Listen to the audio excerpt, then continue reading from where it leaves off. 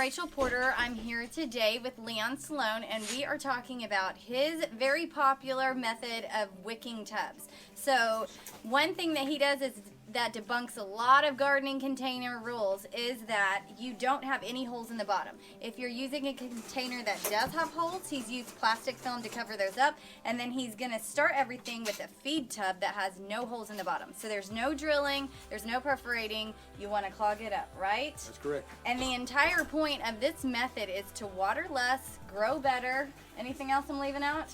Less weeding.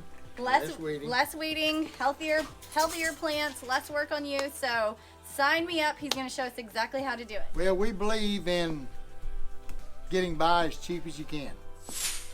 We don't buy anything we don't have to. And that's the reason we started this about 12, 13 years ago, is because these ranchers were getting all these mineral tubs emptied and didn't have anything to do with them. And we've run with it for about 12, 13 years now, trying to get this thing down to an art that everybody can use. Because the biggest problem with people, if you go to and buy you a hanging basket and hang it, 9 times out of 10 it will die within 30 to 60 days. Not because you overwatered it, because it's not enough water in it. You can't water it enough times per day in the summertime to keep it moist. I like to conserve water. I hate to see people throw plastic jugs and containers in the trash and they wind up in our oceans killing our mammals. Don't throw any kind of jugs, milk jugs, water jugs, orange juice, soap, anything you can use. Half gallons, soda pop bottles, Gatorade. There's a way to use them in some size of a container. Anyway, we punched 4 holes in here and 4 holes out the bottom so that water can come in the bottom, air can push out the top. As the water recedes, air can go back in and the water can come out. So that's the main thing, is punch you some little holes, not very big, just about 3/16 or less in each one of these holes. You get up to 1/4 or bigger, it's too big. It's going to let soil fall in there. And so what we've done,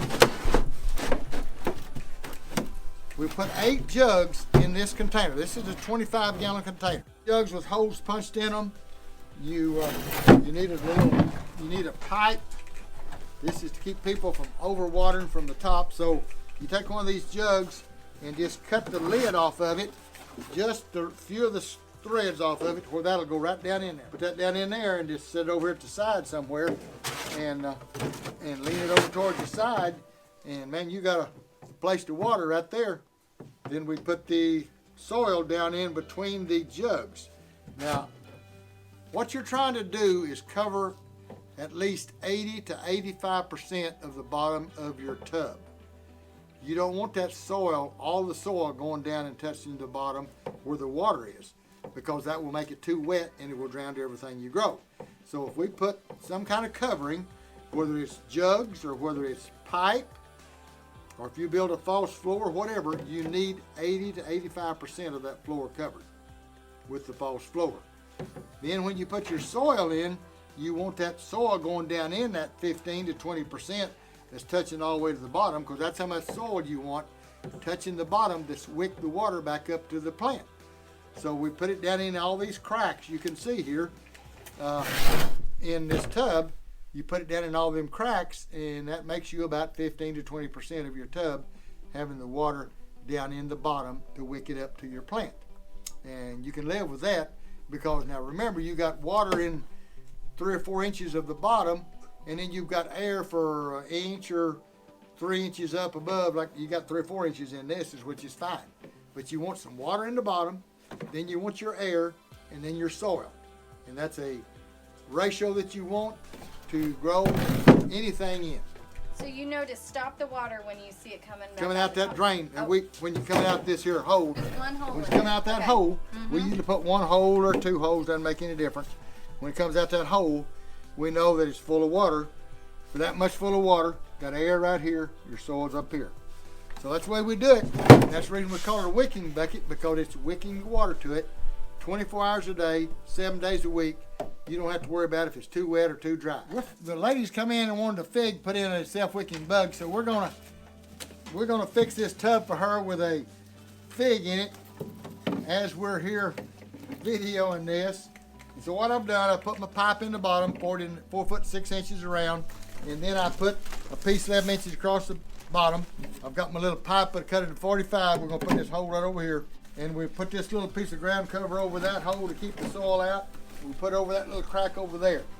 What we want about 15 to 20% of our soil touching the bottom of this container, and the rest of it we want it up off the bottom. We have no holes in the bottom of this. There's one hole over the other side for 4 inches. 4 inches deep. We're going to hold water in there at all times like in that. We're fixing to put potting mix. Now we're not putting soil out of the ground or potting soil. We're potting mix, which is looser. We're just filling this tub. We put it down in the 2 holes that we got in the bottom. Okay, that's our gypsum right there. Let me get our Epsom salt. You can use the Epsom salt out from under your bathroom cabinet if you want to. It takes 1/8 of a cup. So, all right. Here's some gypsum we're going to put in there. 1/8 of a cup of that.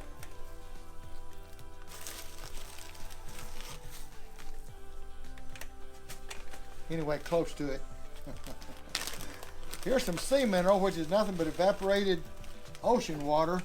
It's got 90-something different trace metals. I'm not talking about your major nutrients, I'm talking about your micronutrients. And that's your sea mineral. You got some sustain, which is chicken poop turkey feather, that we're going to put 1/2 a cup of this in. This is a slow release. It's a 464. Kind of tips you fertilize your plant. Okay, put me a little bit more soil. Give me that plant now. And put me a little bit more soil in there, Tessie. Got to cover that up just a little bit.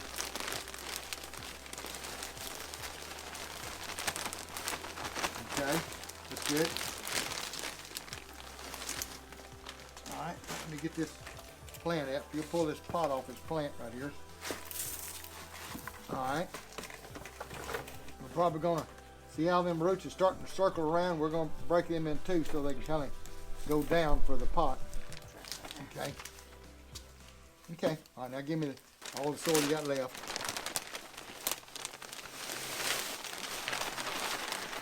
All we got to do is just put a little more soil in there around it, and it's ready to go.